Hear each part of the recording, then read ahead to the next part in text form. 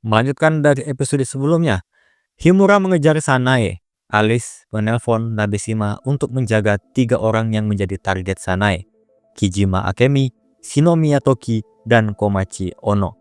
Beruntung ketiganya sudah berhasil dikumpulkan di kantor polisi. Agak sedikit aneh karena dengan mudah para target diselamatkan. Himura memikirkan baik-baik. 私はあなたのそばにいる。 Dia langsung pergi tanpa memberitahu siapapun di ruangan. Alice yang tidak sadar kalau Himura pergi karena harus memberikan keterangan pada Biro Keamanan Publik, mulai mengingat percakapan mereka berdua pasca penculikannya. Himura tidak tahu apa yang akan dia lakukan jika terjadi apa-apa pada Alice waktu itu. Himura berjanji tidak akan membiarkan Alice dalam bahaya lagi.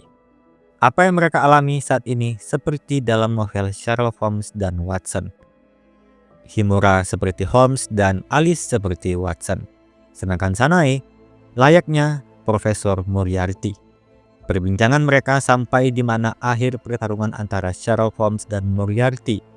Holmes tidak mengatakan ucapan perpisahan pada Watson, hanya secarik surat untuk sahabatnya yang ditinggalkan di tepi air terjun Rai Kembar, yang bertuliskan untuk teman sejati.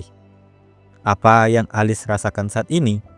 Himura ingin melakukan yang sama seperti Sherlock Holmes. Di sisi Himura, dia kembali ke rumahnya. Sanae ternyata sudah ada di sana. Himura menyadari kalau surat itu memberitahu target Sanae adalah wanita terdekat dengan Himura.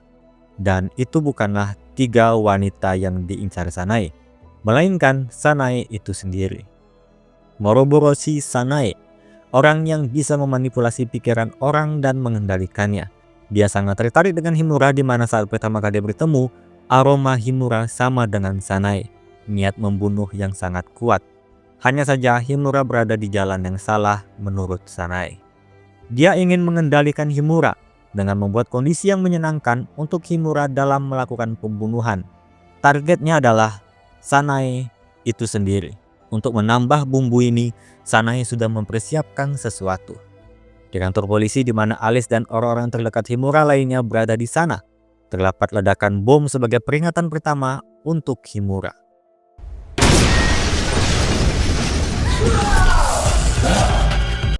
Sanae akan memberikan kesempatan Himura untuk membunuhnya. Sebuah permainan. Memilih 3 gelas yang bertangkai warna merah, hijau, dan biru. Himura harus memilih yang mana yang tidak beracun. Pertama, Himura yang menuangkan air ke dalam 3 gelas. Matanya ditutup dan Sanae akan menaruh racun di salah satu gelas. Aturan permainan ini adalah Himura akan memilih salah satu gelas. Sanae akan menyingkirkan salah satu 2 gelas yang tersisa. Yang disingkirkannya adalah yang tidak beracun. Lalu tersisa 2 gelas, Himura diberikan pilihan sekali lagi untuk memilih, dan Sanae akan memilih yang tidak dipilih Himura.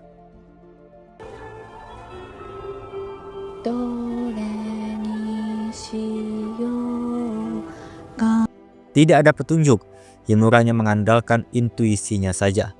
Dia memilih gelas tangkai merah. Sanae lalu memilih gelas tangkai hijau yang tidak beracun. Tersisa gelas merah dan biru. Himura kali ini memilih gelas berwarna biru, dan otomatis Sanae akan mengambil gelas merah. Bunuh atau dibunuh, mereka berdua meminum masing-masing gelas tanpa ragu sedikit pun. Dan hasilnya adalah Sanae yang meminum racun. Himura langsung menelpon Nabeshima untuk memberitahu dia kalau Sanae sudah ditangkap. Tapi tanpa disangka Himura juga meminum racun.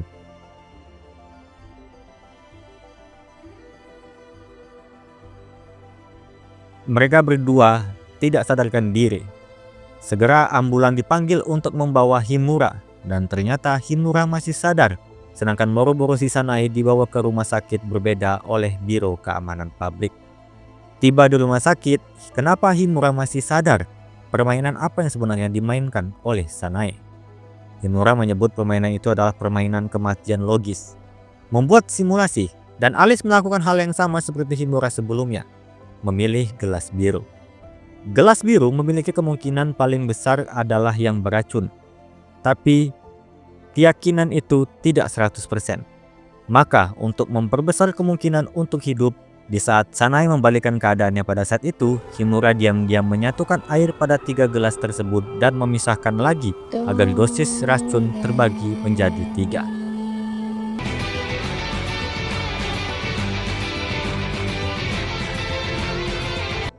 Itu alasan meski keduanya terkena racun, keduanya tidak akan ada yang mati. Trik yang bagus oleh Himura. Toki lalu mengajak semua keluar meninggalkan Alice dan Himura saja. Di sini Alice meminta kepada Himura untuk tidak bertindak sendirian lagi. Himura mengiyakan meskipun belum tentu dia menuruti. Saat Alice mau keluar dan pulang, dia sempat melihat orang mencurigakan. Ternyata adalah Yasoda. Kebetulan hari ini dia sedang cuti untuk menemani istrinya cek USG. Alice tidak jadi pulang ke rumahnya. Dan di sisi ambulans Sanae terlihat ada mobil yang mengikuti.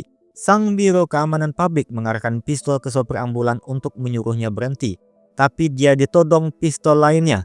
Nabeshima yang menyamar sebagai petugas ambulan. Dia sudah curiga kalau pengkhianat dari kepolisian adalah biro keamanan publik yang terus-terusan menghalangi Nabeshima. Namun akhirnya terhalang karena Sanae ternyata sudah sadar. Sanae mengambil pistol dan menembak Nabeshima mengenai lengannya. Mobil pun berhenti. Nabeshima harus susah payah dengan menembak dari kolong mobil.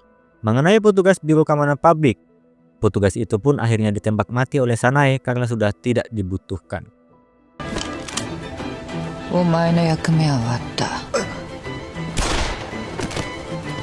Dan Sanae berhasil kabur kembali. Lalu dia mengirim pesan pada Himura. Alice yang berada di luar dengan cepat menuju ruangan Himura dan menemukan Himura sudah menghilang. Meninggalkan surat kalau meminta maaf pada Alice karena ingin menyelesaikan kasus ini sendirian. Sedangkan di sisi Himura, pesan Sanae adalah menyuruh Himura untuk bertemu di lembah Tenma. Permainan terakhir akan berlangsung di sana.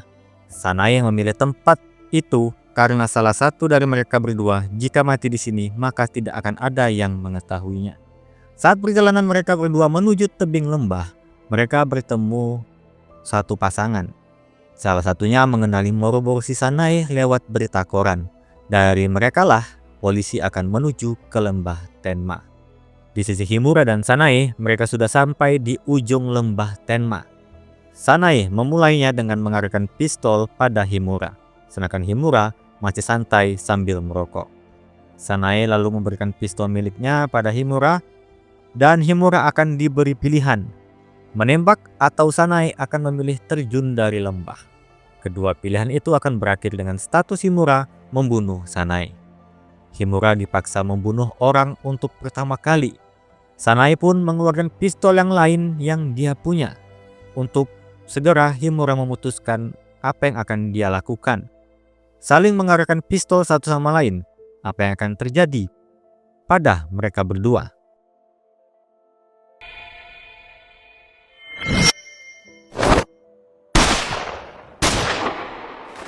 Alice bersama divisi 1 baru sampai di tebing lembah.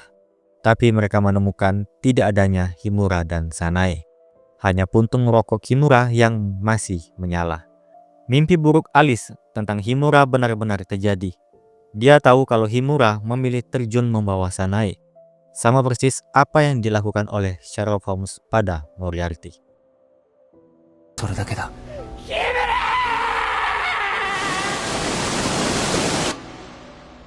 Dan sebagai penutup, untuk sekali lagi, persis seperti novel Sherlock Holmes.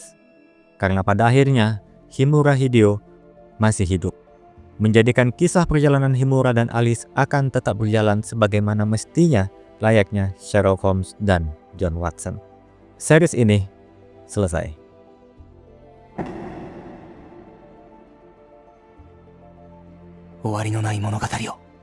Oke, jadi itu adalah episode akhir dari Kriminologis Himura and Mystery Writer Arisugawa. Meskipun series ini diangkat dari novelnya sendiri, Himura Hideo series, tapi ending di series ini terinspirasi dari novel Sherlock Holmes. Dan sekali-sekali saya akan mereview sedikit dari series yang saya spoilerkan. Ada positif dan negatif di series ini dari pendapat saya. Mulai dari yang positif, mungkin bisa dibilang unik, yaitu adalah motif para pelaku.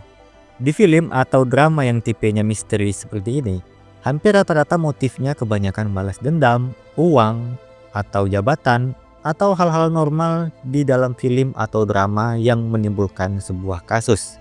Tapi di series ini motifnya bisa dibilang sangat sederhana.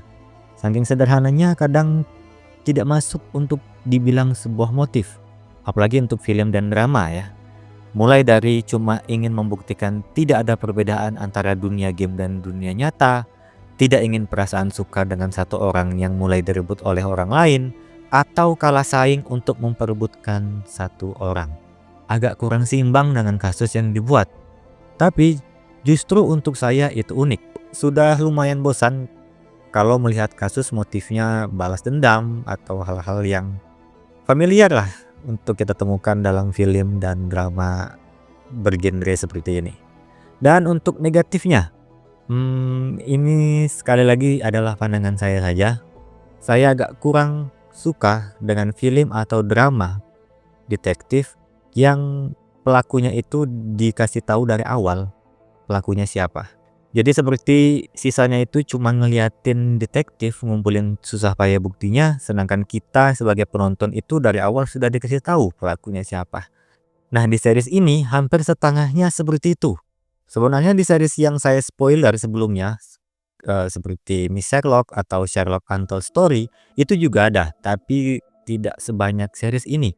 Mungkin kalau 10 itu 7 itu semuanya kita dikasih tahu pelakunya siapa dari awal. Nah, gara-gara itu, pertama saya agak kecewa karena saya sudah dikasih tahu siapa pelakunya, dan kedua saya harus mengedit videonya maju mundur untuk ngebuat seakan-akan kasusnya berjalan seiringan, agar ya supaya teman-teman juga gak langsung tahu dari awal siapa pelakunya. Itu saja sepertinya plus minus dari series ini menurut saya. Dan juga series ini sebenarnya ada the movie-nya, mungkin saya akan buat alur film ya. Kalau nggak salah itu ada 2 movie. Oke, saya rasa cukup. Terima kasih sudah menonton. Mohon maaf apabila masih ada banyak kekurangan. Dan sampai jumpa di video berikutnya.